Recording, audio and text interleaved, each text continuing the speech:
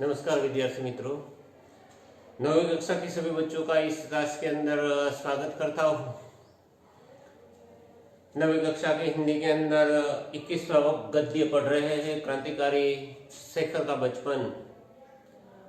बचपन में क्रांतिकारी शेखर ने जो अनुभूति की, उस अनुभव को हम देख रहे हैं। या तो शेखर के अंदर कैसी कैसी बातें थी, शेखर क्रांतिकारी आंदोलन के अंदर कैसे जुड़ा है, किस प्रकार से क्रांति के बीज उनके अंदर आए, उस बात को हम देख रहे हैं। आसपास का जो माहौल पूरा था, ढेर सारे क्रांतिकारी व्यक्ति के द्वारा ढेर सारी लड़ाइयां अलग अलग तरीके से चलाई जा रही थी। देश के अंदर क्रांति के बीज चारों ओर बोए गए थे। चारों ओर स्वतंत्रता के लिए छोटे बड़े कार्यक्रम हो रहे थे। उस समय शेखर के अंदर कितना अच्छा बचपन था। बचपन के साथ साथ क्रांति के विचार किस प्रकार से पैदा हुए, और साथ साथ अपने ही घर के अंदर सभी लोगों के विदेशी कपड़ों को लेकर उन्होंने खुली जगह में रखकर जला दिए। माँ के द्वारा पीटा जाता है, माँ के द्वारा उनको मार मिलती है, फिर भी वो अपनी विचारों को उसी ओर ले जाता है। अपने अंदर एक स्वदेश के प्रति प्रेम जाग उठा था, और गांधी की बोलबाला, ये सारी बातें उनके अंदर आ चुकी थी। यानी कि ब्रिटिशर बुरे हैं, अंग्रेज बुरे हैं, वैसी बात उनके दिमाग में धीरे धीरे से पनपती जा रही थी। धीरे धीरे से उनको ये लगा कि भाई स्वदेश से चीजों को अपनाना चाहिए, या तो स्वदेश में बनी हुई चीजों को अपनाना चाहिए, हमारे देश में ही बने हुए वस्त्र पहनने चाहिए, वैसी उनकी दृढ़ मान्यता हो चुकी थी। हम राष्ट्रभाषा हिंदी जो है, वो हिंदी अपनी मातृभाषा है, उनको हम बोलते नहीं, उनको स्वीकारते नहीं। पुरानी माता मतलब पहली माता तो क्रिश्चियन थी, इसीलिए उनकी भाषा अंग्रेजी हुआ करती थी, और बचपन से ही शेखर तो अंग्रेजी भाषा ही बोलता था। उनको ये महसूस होने लगा कि भाई मैं जो अंग्रेजी बोल रहा हूँ, वो अंग्रेजी बोलता हूँ, मेरी माता की भाषा होने के कारण मेरी मातृभाषा तो अंग्रेजी हो गई है, जो एक दिन विदेशी भाषा के रूप में हमारे सामने आने वाली है। हमारी मातृभाषा तो हिंदी होनी चाहिए। ये सारी बातें शेखर के दिमाग में धीरे धीरे दृढ़ होने लगी। शेखर के अंदर एक प्रकार की नई क्रांति का जन्म होता है। देखो आगे, शेखर के पिता एक दिन दौरे पर जा रहे थे, और शेखर साथ था। बांकीपुर स्टेशन पर सामान रखकर पिता और पुत्र वेटिंग रूम में बाहर टहल रहे थे।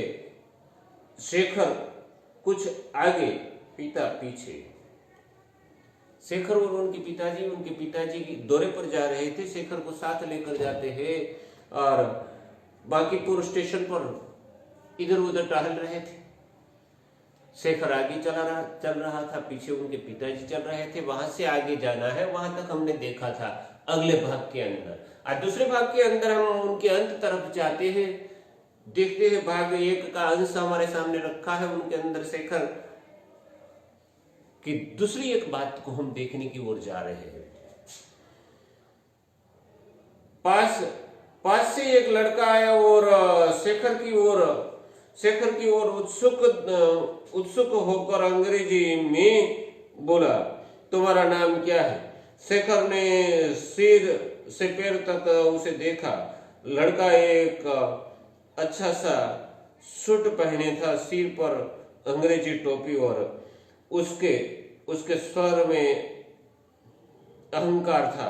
शायद वह अपने अंग्रेजी ज्ञान का परिचय देना चाहता था। अचानक एक लड़का उनके सामने आता है, अंग्रेजी टोपी सर पर पहनी हुई है, और अंग्रेजी टोपी पहने हुए वो कहता है कि तुम्हारा नाम क्या है? अंग्रेजी में बात करता है। अहंकार है अंग्रेजी जानने का उनके बर्ताव से ऐसा शेखर को लगा। आगे देखो, शेखर को प्रश्न बुरा और अपमानजनक लगा। उसने उत्तर नहीं दिया, कुछ इसीलिए भी नहीं दिया कि पीछे पिता थे और पिता की उपस्थिति में बात करते का झिझकता था। बात करते उसके पिताजी की हाजिरी में वो बात करते समय भी हिचकिचा जाता था।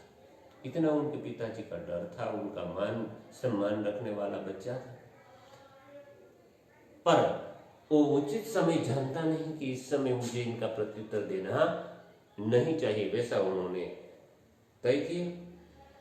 उस लड़के ने समझा वो उसका सामना करने वाला कोई नहीं है। वह लड़का शायद अंग्रेजी जानता ही नहीं। उसने तनिक और रोब में कहा, my names is, do you go to school? मेरा नाम है, तुम स्कूल में पढ़ते हो? वैसा उन्होंने कहा। अंग्रेजी में बात करने लगता है सामने वाला लड़का। अब देखो, शेखर के पिताजी वहां न होते तो वह प्रश्न का उत्तर चाहे न देना, पर हिंदी में कुछ उत्तर अवश्य देता। शेखर के पिताजी वहां पर थे, इसीलिए शेखर कुछ बोलता नहीं। पर अगर उनके पिताजी नहीं होते तो वो हिंदी में भी उनसे बात कर सकता था और देता भी उत्तर। उसके मन में यह संदेह उठ भी रहा था कि वह लड़का शायद कोई पाठ ही दूसरा रहा है और अंग्रेजी उसका जानना नहीं। पर उसने घृणा से उस लड़के की ओर देखा और उत्तर कोई नहीं दिया। शेखर ने सोचा कि भाई इस समय इनको उत्तर देना योग्य नहीं लगता, इसीलिए वो सिर्फ उनकी ओर घृणा से देखता है। शेखर का मानना था कि भाई अंग्रेजी बोलेंगे तो अंग्रेजी का व्यवहार चलेगा। छोटे से शेखर के अंदर अंग्रेजी विदेशी भाषा है, वो बात तय हो चुकी थी और शेखर ये चाहता था कि हम अंग्रेजी बोलना ही नहीं चाहते हैं क्योंकि वो विदेशी भाषा है। इसीलिए शेखर प्रत्युत्तर नहीं देता। पर उनके पिताजी वो नहीं कुछ समझ बैठते हैं कि भाई शेखर को अंग्रेजी आती नहीं, या तो अंग्रेजी में शेखर बात नहीं कर सकता, वैसा उनके पिताजी के दिमाग में आता है और वो क्रोधित हो जाते हैं।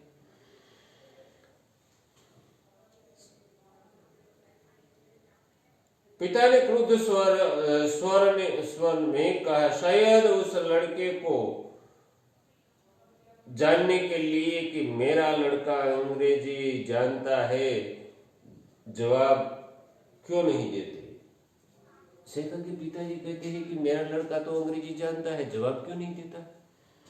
अंग्रेजी तो बोल सकता है। उनके पिताजी को भी ऐसा है, फिर भी वो प्रत्युत्तर क्यों नहीं देता? शेखर और भी चिढ़ गया और भी चुप हो गया। वह लड़का मुस्कुरा कर आगे बढ़ गया। शेखर तो कुछ बोलता ही नहीं। उनके पिताजी कहते हैं तो शेखर ने कुछ बोला ही नहीं। शेखर इसीलिए बोलना नहीं चाहता था कि वो विदेशी भाषा बोलना ही नहीं चाहता, वो स्वदेशी भाषा को अपनाना चाहता था और हिंदी में ही सारा व्यवहार करना चाहता था। ये क्रांति का एक पहलू था और विदेशी भाषा को त्यागना चाहता था। धीरे धीरे से उस ओर गति कर रहा था। आगे देखो, पिता ने कहा, इधर आओ। शेखर उनके पीछे पीछे वेटिंग रूम में गया तो पिता ने उनका कान पकड़कर पूछा, जवाब क्यों नहीं दिया? मुंह टूट गया है। और पिताजी वेटिंग रूम में जाते हैं तो वेटिंग रूम में स्टेशन पर ही उनके कान को पकड़ के उनको डांटते हैं, कहते हैं कि तूने उस बच्चे की बात का जवाब क्यों नहीं दिया? वो अंग्रेजी में तुझसे बात कर रहा था, अंग्रेजी के अंदर तूने प्रत्युत्तर क्यों नहीं दिया? उनके पिताजी को अच्छा नहीं लगता। पर शेखर की विचारधारा अलग प्रकार की थी। शेखर मानना चाहता था कि अंग्रेजी को हम नहीं अपनाएंगे, अंग्रेजी को हम नहीं बोलेंगे। उनके अंदर क्रांति का जन्म हो चुका था। हिंदुस्तान के अंदर से सभी अंग्रेजों को निकालने के विचार उनके अंदर आ चुके थे। इसीलिए सभी विचारों के अनुसार विदेशी चीजों का वो त्याग करना चाहता था। स्वदेश प्रेम जाग चुका था। तभी ट्रेन आ गई और शेखर कुछ उत्तर देने से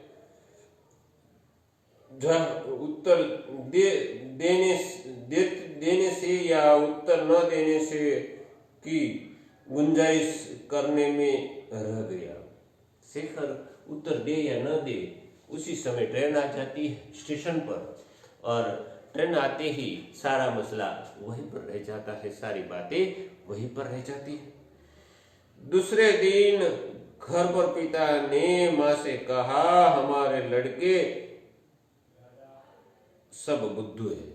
दूसरे दिन घर पर उनके पिताजी बात करते हैं कि हमारे सब लड़के बुद्धू है। मतलब अंग्रेजी में अच्छी तरह से ठीक से बात भी नहीं कर सकते। अपनी पत्नी के सामने शेखर के पिताजी सारा वर्णन करते हैं। किसी के सामने ही बोल नहीं निकलता। शेखर ने सुन लिया और उनके पिताजी अपनी पत्नी के सामने यानी कि शेखर की माता के सामने कहते हैं कि किसी के सामने तो ये बोल ही नहीं सकते, यानी कि अंग्रेजी भाषा बोल नहीं सकते। और शेखर अपने पिताजी की घर के अंदर ये सारी बातें स्टेशन पर की बनी हुई घटना को सुनते हैं। शेखर कुछ अपने पिताजी को कहता नहीं। यहां पर ये अंश क्रांतिकारी शेखर की एक जीवनी उपन्यास का एक पहला भाग, उनमें से एक अंश लिया गया था, वो पूरा हुआ। ये शेखर की जीवन से जुड़ी हुई बातों के कुछ प्रसंग हमारे सामने रखे हैं। घर के अंदर से कपड़े डाले, उनको जला दिया, विदेशी चीजों को अपनाना नहीं चाहिए, विदेशी भाषा को बोलना नहीं चाहिए, माँ से मार मिलती है, पिता से घृणा मिलती है, पिता क्रोधित होते हैं। ये सारी बातें क्रांतिकारी विचार रखने वाले एक शेखर के बचपन की सारी बातें अंग्रेजी में बोल सकता था, पर उनको नहीं बोलनी थी क्योंकि वो विदेशी भाषा को अपनाना नहीं चाहता था, अपनी भाषा में ही बोलना चाहता था। ये कुछ प्रसंग हमारे सामने यहाँ पर पहले शेखर की जीवनी के अंदर से लिया गया, एक उपन्यास के अंदर से लिया गया एक अंश यहाँ पर रखा था, वो यहाँ पर पूर्ण होता है। विद्यार्थी मित्रों, इनके स्वाध्याय को नोटबुक में लिखना और साथ साथ इनको पूरी तरह से अच्छी तरह से पढ़ने का प्रयत्न करो। अब तो कुछ ही दिनों में हम और तुम आमने सामने मतलब मिलेंगे और ढेर सारी बातों को जल्दी जल्दी से पूरा करने की कोशिश करेंगे। आज यहाँ तक रखते हैं। स्वाध्याय के प्रश्नों में से कोई भी समस्या हो या तो कोई भी प्रश्न आपके दिमाग में अच्छा समझ में न आए तो हम मिलेंगे, तब उनको फिर से देखेंगे। स्वाध्याय लिखना अपनी नोटबुक में आज यहाँ तक रखते हैं।